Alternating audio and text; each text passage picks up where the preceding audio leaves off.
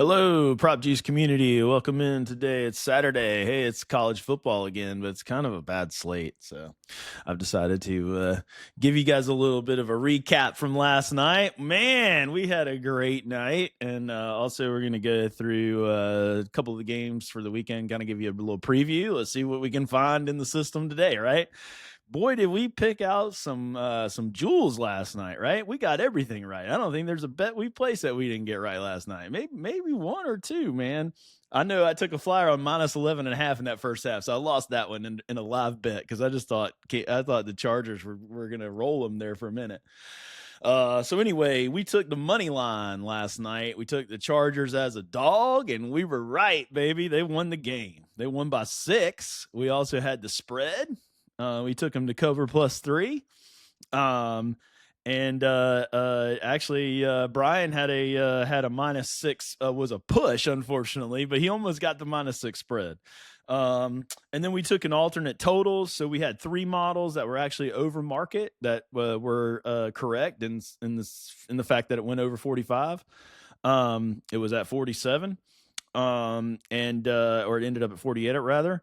And then we took the over 40 because we had one model that was at 40. So we said, okay, well, let's just take the over on the 40. And then we went under on the 52. And we took that as a squeeze play, or a thread the needle, as I like to say. And we won that one. And then we just went nuts on the props. I mean, I went through a lot of these props yesterday on the show, and they all cashed. Hampton went over his yards. Hampton went over his catches. I'm sorry.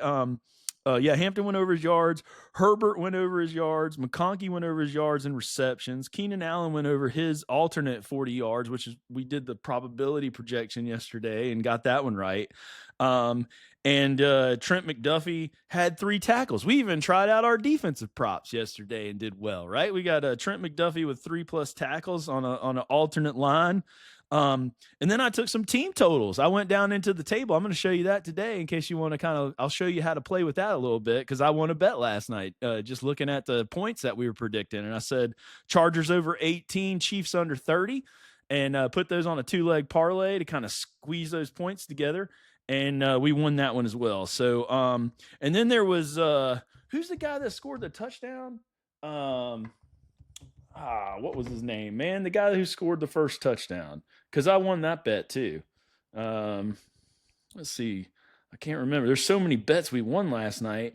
The reason is because I took Quentin Johnson. Yeah. So I took him over 2.5 receptions and we cashed that one too. So, I mean, we just had so many picks that it's just like we couldn't pick a bad play last night. Everything cashed. It was great. Okay. But let me remind you before we get into the rest of the weekend.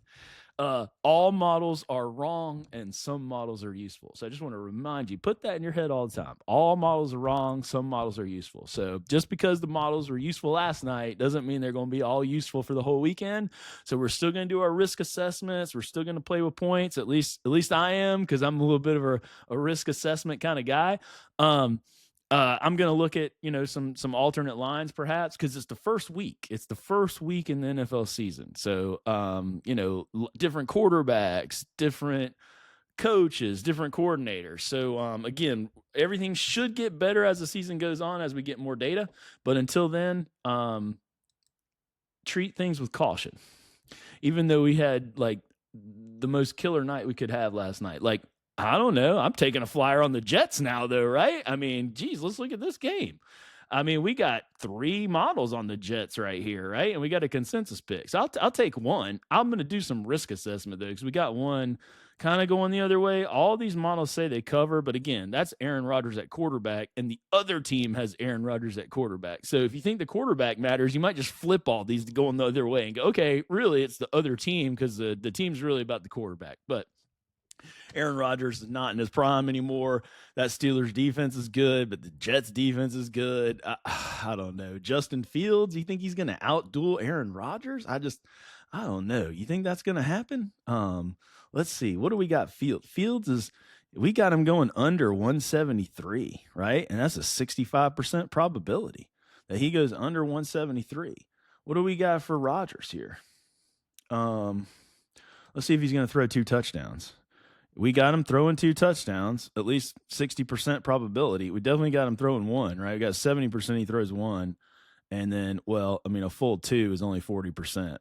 So we're not quite there at 2. We're at the 1.5. So, treat that at your own risk, right? If we go down here to the trends, we can check out his trends. We got, here's the predicted, just above that line most of the time. Yet he's all over the place. That's why we're pretty much mean, right? He's like, whoa, yeah. I don't know. If this is accurate, then he's coming down here. So he might go under. If we're looking at sequences and pattern matching anyway. Let's see if we got Rodgers' passing number. I don't think it made it in. We're still got a little glitches. We apologize for that. If you can't find a prop in the actual game area, just go back to it over here in passing, and you'll probably be able to find it. Let's see. So let's see. We got Rodgers here. See, I told you he was in the system. He's not in the right place.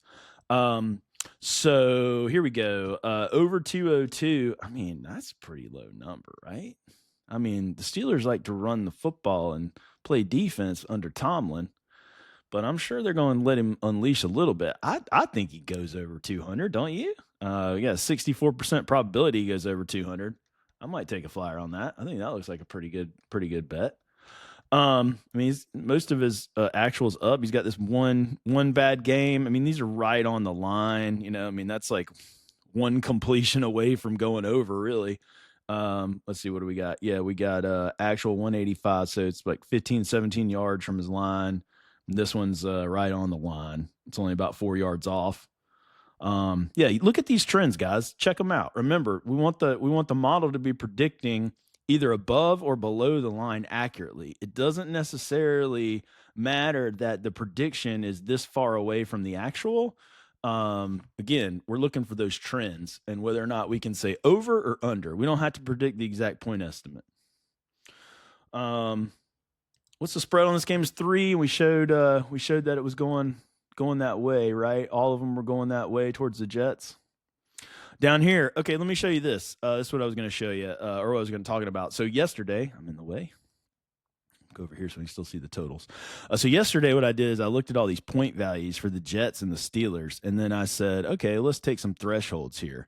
So I said, I don't remember what it was I think it was over 18 for the Chargers because we had like 20 something or something like that as our low number for them, and then we had as our high number for the Chiefs, like 23 or 24. So I said under 30 for the Chiefs and over 20 for the Chargers, and that cashed. And so what you can do is you can say, okay, if you think the Jets, or even if you don't know who's going to win this game, you could say they're both going over 20. Although the Steelers look like they could possibly, again, that's Fields at quarterback, and these quarterbacks have been switched, man. So yeah, to me, I mean, this might sound silly, but I might just flip all these estimates, right? I just feel like I don't know. Yeah, Steelers going to run play. I don't know. This is a scary game for me. But if you wanted to look at it, you could take the Steelers above 17 or over 16.5, and then you could take the Jets under like 25 or under 27, right? You see how that works? You could take them both over a certain amount. You could take them both under a certain amount in terms of team totals. You could take each one of them individually. You don't have to parlay them at all. So anyway, I just thought I'd kind of show you that. Okay, so let's go into a different game. Let's say let's go into the Commanders game. So in this game, we got a heavy favorite here. Markets at -6. All of our models exceed -6 except for Power Rank. Now, this is the exact same as the Eagles game. Okay, so again, if you're feeling good about last night and all of our models, and you're like, yeah, I'm willing to take a risk on that because I had a really good night last night. At least on a straight bet with on this -6 Commanders, that's going to give you a 58% probability that they cover by -6 or more. Okay, so that it goes under -6. Remember, these are negative values going to the left here. So the under 6, 58% probability. Okay. if you want a 70% probability, kick this back off to a field goal, man. Like, are you going to go 2.5? Minus 2.5? Minus 2.5, 66% probability. And then let's go money line.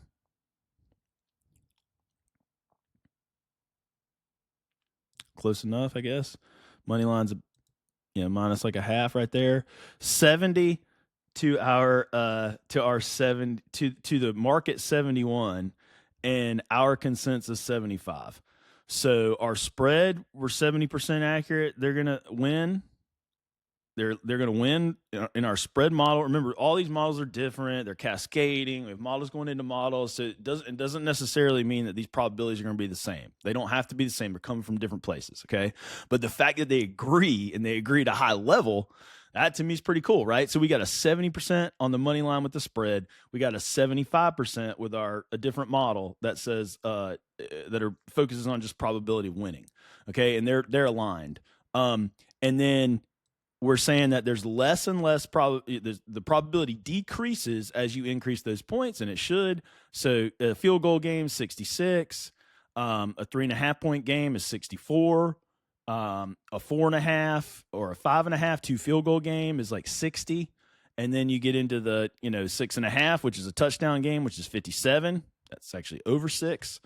So anyway, that's how you play with the risk assessment, right? That's how you play with, how to if I change it. And again, this is not truth, right? This is a model. It's more than a model. It's the aggregate of all of our models, but it's the aggregate prediction of the spread, okay, off of a model, which could be wrong. Just want to make clear that, we're not betting the truth here. But we've been doing pretty good, especially with these 70% probabilities. I keep going back to it. I'm kind of a little risk averse guy. So let's check out Kenyon Thibodeau, right? Or Kayvon Thibodeau. He's a sack master. Is he going to get to Jaden Daniels? He goes up and down, right? Let's see. Do we have a Washington game in here? We don't have a Washington game in the last 10. I was going to see what the head-to-head is. We probably need to think about putting the head-to-head in here so we can kind of look at that. Like, does he get a lot of sacks against this team or not? Yeah, this is just empty here against the line. I guess we don't have that information. Again, glitches, no problem. We'll just play with this predictor, little predictor. So over a sack is a 60% probability that he gets a sack. Under a sack or under one is, it's the opposite, right? So 70%, 60% probability. Tibbs gets a sack. Frankie Louvu, let's see about him. Let's see if he's going to get a sack. Sorry, it's glitching a little bit here. Okay, over a sack. He only got a 51%. And he's been down a while. He got a sack in the last game last year in the NFC Championship game. Let's see what else we got. Okay, here's the Malik Neighbors. Let's see what he's going to do with receptions. He's got a 60% probability to go over his number. He's got really close to this. So he's at 6.65. So you might take over 5.5 on this. That's a 74% probability. So if you decrease him down to 5.5, see, he's hit this line. He's hit 5.5 every time. So I don't know what the odds are at 5.5, but I mean, that's not a sure bet. It's a model, but it's a pretty confident bet, right? It's a pretty confident bet. I think I'm going to take it. All right, so Malik Neighbors. Let's see if we've got yards for Malik Neighbors. I know we got to have some yards. So let's go. I think we're just messing. We got some missing things going on with our props. Let me go back to receiving, and then let's put this Washington game in here. Okay, so let's check out Malik. Oh, that's his receptions, which we already looked at.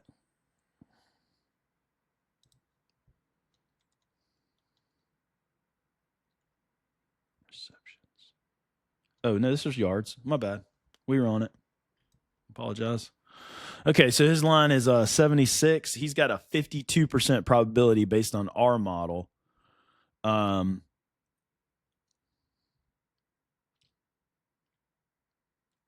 you know what we need here? We need the books odds right here turned into a probability just so they can quickly reference the difference here. Oh, it's over here probably, right? It's no, we don't have the difference over here on this card. So I think a good feature we could add probably here is what the book probability is. So we can compare our model's probability to the book's probability as we go down this line. And we can just take this line. I know that we don't necessarily have all these lines. So we'll just take this line and then we can compare these two.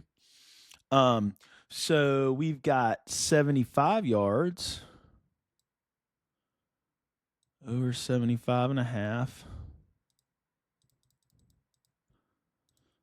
And that's a 53% probability. So what if we take that like 10 yards, like 65?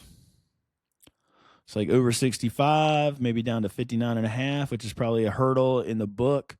70% probability. There it is. There's our 75% probability. So you could take neighbors probably with 60 yards and what do we say? How many catches? Messed that up. Receiving yards. It was right down here. How many catches did we say? Oh yeah, we said it just under, like just 5.5, right? So if we put 5.5, 70%. So 5.5 catches. So probably have 6 catches for, 6 catches for 60 yards. That's about 10 yards a catch. 70% probability. That looks like a pretty nice combo, perhaps. And then I wanted to check out McLaurin. Let's see. He's going to have 4.5 receptions according to our model, 57%. Again, if you want to take that down to 3.5, he's got a 70% probability. In case you want to kind of hedge on these parlays, I hate when one leg loses, right? So we could go, 3.5 for McLaurin, 5.5 for Neighbors, and then let's see what McLaurin's yardage is. 58, that's 50-50. So, you might want to hedge. So maybe 48. I don't know what the book's doing. Maybe it's 44.5, maybe 63% probability, or over 40 yards. I know is a hurdle in there, 67% probability. So you go McLaurin over 40 yards, 3 catches, Neighbors 6 catches, 60 yards. Noah Brown. See what he's going to do. Our model has 80% probability. Now that's nice. I like that. That's right off the bat. See, when we go into these, if you got 70 or 80 right there, look at this, man. He's over this. That looks like a bad line. That's just a bad line. I would definitely take Noah Brown over 20 and a half yards, right? Am I missing something? We're projecting him to have 44. We're projecting him to double up, right? If you look at his 5-game average here, right? This is a sound bet right here, right? He's gone under 2 times, so we're 80%. He's 80% normal, and look at his average. His average is all well above, and then our prediction is right there with it, man. Yeah, I like that bet a lot. Okay, see, you find some gold in here when you do the game preview each day. So I think I'll stop there. I've been going for a little bit. Just want to kind of, show you how I look at things. Let's do a totals real quick because we haven't really done a totals, man. Let's do a totals, and then let's do like the difference. Maybe we want a big difference. Detroit, Green Bay. I think that's going over. Don't you guys think that's going over? All right, so let's go to the totals here. I have power rank under. Everything else is over. That gives me a consensus over. We think it's going like a really high scoring game.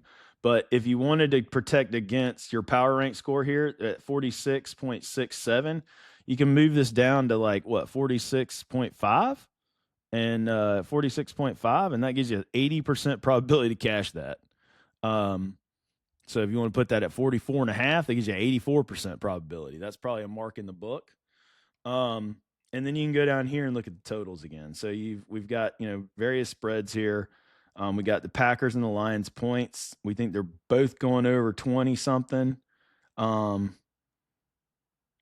One model has the Packers going over 30, and most of the models have Detroit going over 30, with the exception of the power rank. And that's why that one's actually an under on the totals. So anyway, you can kind of play with the probability projector on this one. I wouldn't necessarily take an under on this. I don't think. I would either stay away or take the over on something. So with that, if I don't see you tomorrow on Sunday, good luck. We hope you get lots of winning bets in, and we'll see you on Monday.